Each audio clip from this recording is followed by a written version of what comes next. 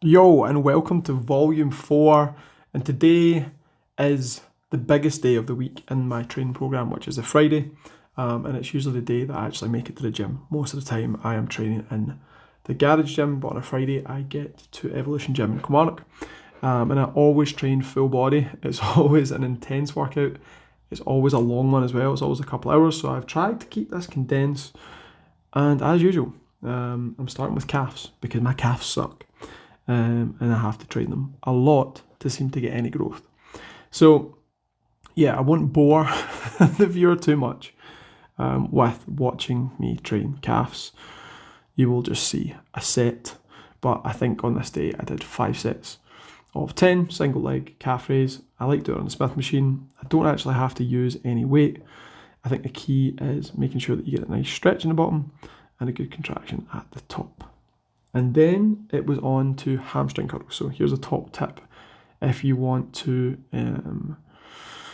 improve your hamstring curl, a lot of the machines, the range of motion, if you've got a longer leg, so this is for my tall giraffe boys out there, or ladies, if you get a small pad and put it on top of the pad, it's going to give you more of a stretch in the top position, which is then going to hopefully lead to greater muscle growth. I certainly feel it in the target muscle more when I get that additional stretch that's provided by the pad. I also like to do single leg because I find that a lot of hamstring machines, over time, the bar bends, and you find that when you do both legs, one leg feels like it's doing more work. I'm not sure if it is, and so I prefer to do them one at a time. It also means that you can, work a leg, then work the other leg, then take a small rest and repeat. And you can just get into a rhythm and smash your hamstrings up. So after hamstrings, again, I think it was 5 sets.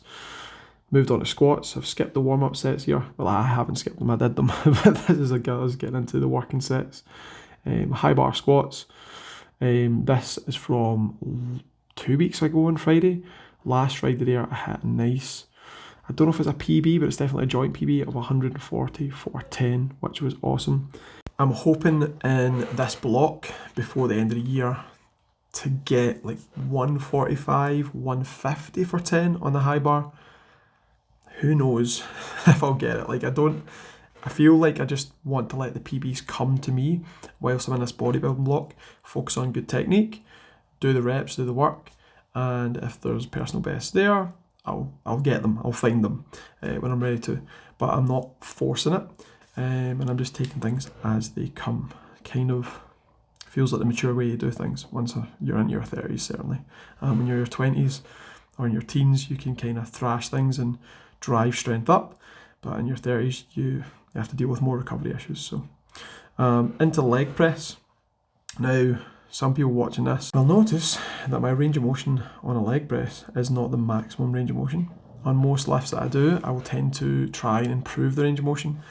But over the years, I've found that when I do leg press, if I try and do deep leg press, I just fuck my hips up. I seem to have I do have deep hip sockets, which means that I just get this pinching whenever I go deeper in a leg press. When I kind of force into more range of motion in the hips. Yeah, and then it usually means my hips are sore for a week to 2 weeks, which affects the rest of my training. So I treat leg press more as a pure end of range quad movement, and do high reps and just stay in a shortened range of motion and get the reps in. Deadlifts, my favourite lift.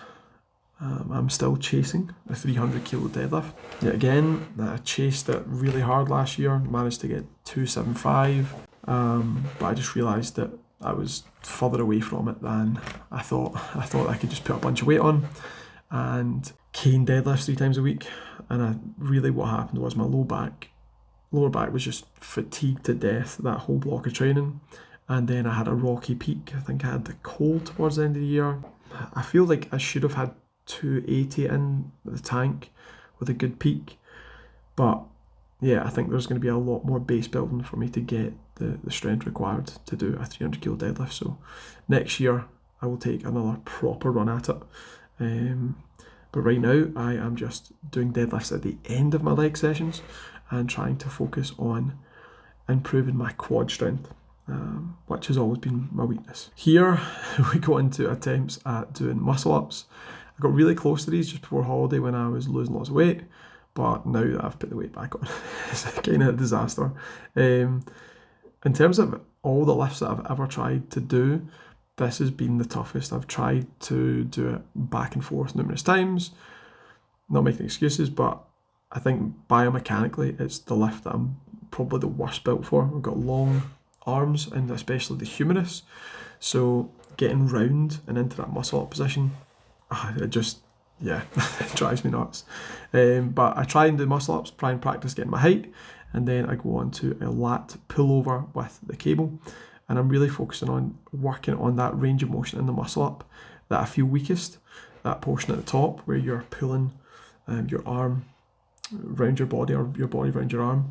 And so I've been working on this, sort of do the muscle up for 4 to 5 sets, 3 to 4 reps, max height, and then go on to here for some volume work. And then we're into some chest. You can tell this is a long session, and I cover the full body.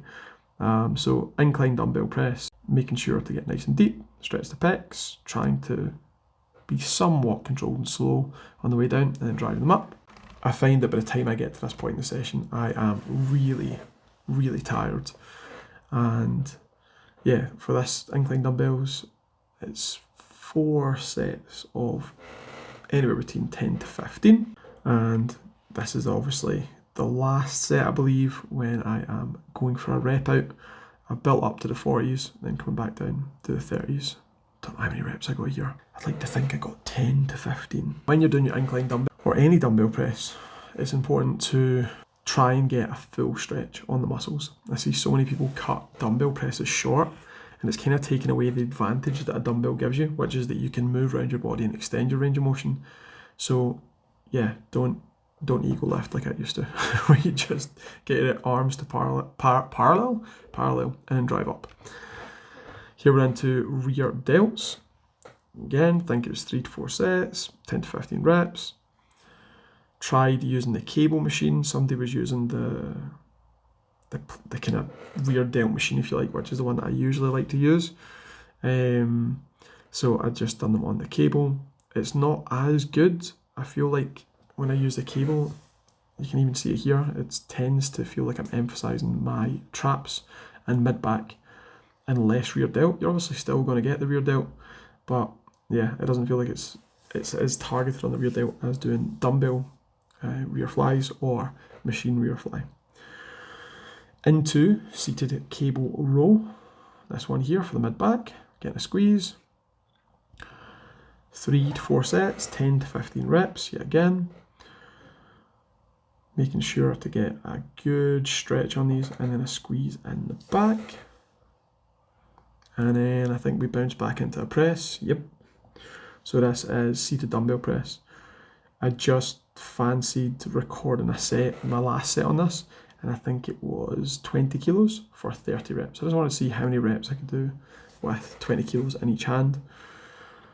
30 reps seemed pretty solid. It's definitely not Eddie Hall. I think I've seen him do this with like 60 kilos for 30 or 40 reps, which is just mental. Like, it's just insane, the amount of shoulder strength that guy's got. I think my goal at the moment would be to get the 30s, 30 kilos in each hand for 30 reps. And then, you know, with a little bit of science, a little bit of training, maybe that's 40s for 20 reps, which is ridiculous. I'm not sure if that'll ever happen though. Then it was into arms, which is always fun training about arms. I think it was cable curls and overhead cable tricep extensions for 3 rounds, 10 to 15, 20 reps. By this point, I am pretty much emotionally checked out of training. And yeah, if arms were a priority, I definitely wouldn't put them at the end of the session like this, but it was just to get some work in to finish off and to keep them from withering away, because it's nice to get a pump. But after this session, in the evening, I did come back to do arm wrestling training, which is obviously really arm intensive and shoulder intensive. It really smashes your whole body, but mainly your arms and upper body. So I came back for that.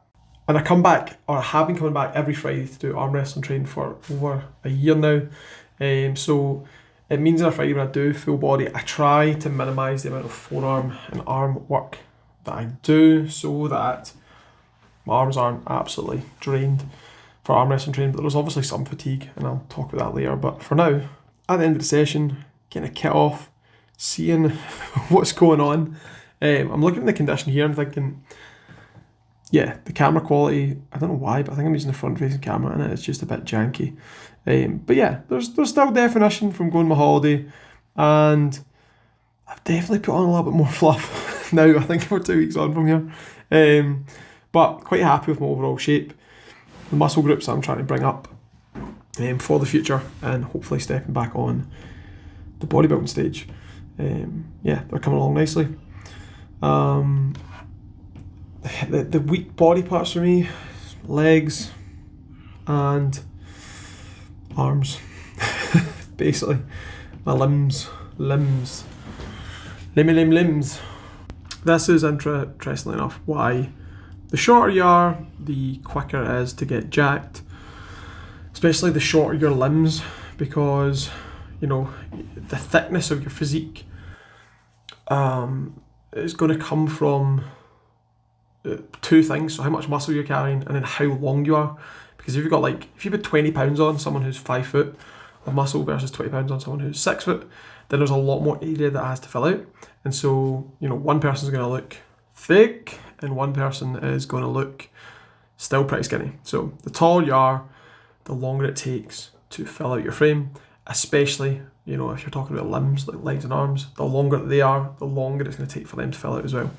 So tall boy problems. Okay, now you're going to see some arm wrestling training against Graham. Me and Graham spar pretty much every Friday night and have been for over a year since I started arm wrestling, and Graham started as well. And it's fun. Like, it's such a good way to utilise all the sort of gym work and strength work and bring it into a sort of sporting fashion where you're competing against someone, you know.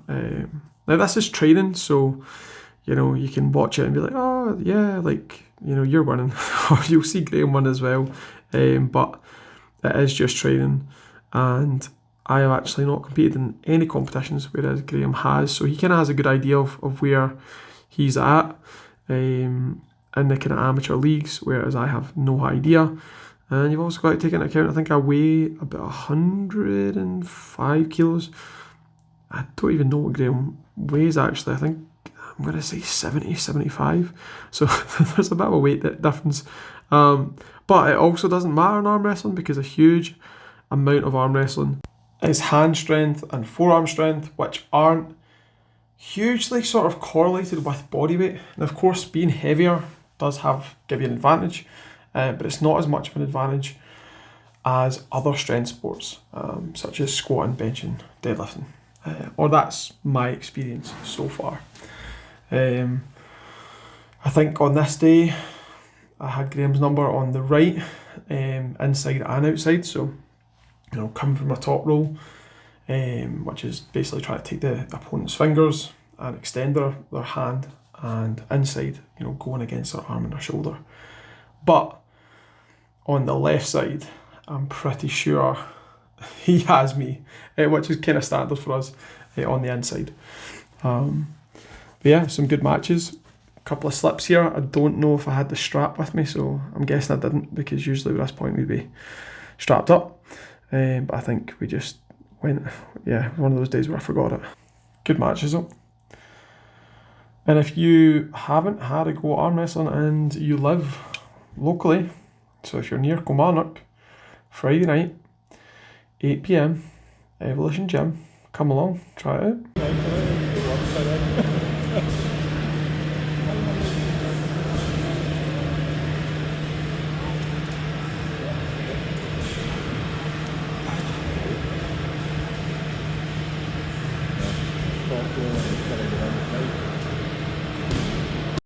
Pretty sure this is us on to left hand, even though it looks like right arm. Camera's mirrored it, so this is left arm, which I think on the outside. Oh, had him the first time on the outside, and then soon as we go inside on the left arm, even trying to top roll now, he's just too much cup, just totally taking my whole hand, not letting me post out, and yeah, it's not a good day on the left arm here.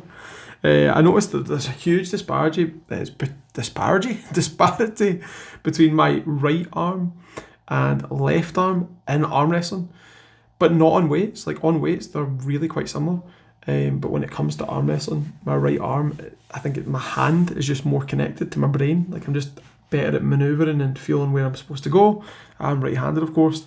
And then my left hand is a little bit dumber, but also in terms of my side pressure, so ability to actually use my frame and go sideways, it's just much stronger on the right side.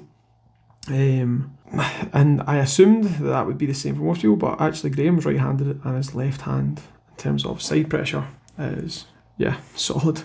As you can see here, it's like going against a brick wall at times.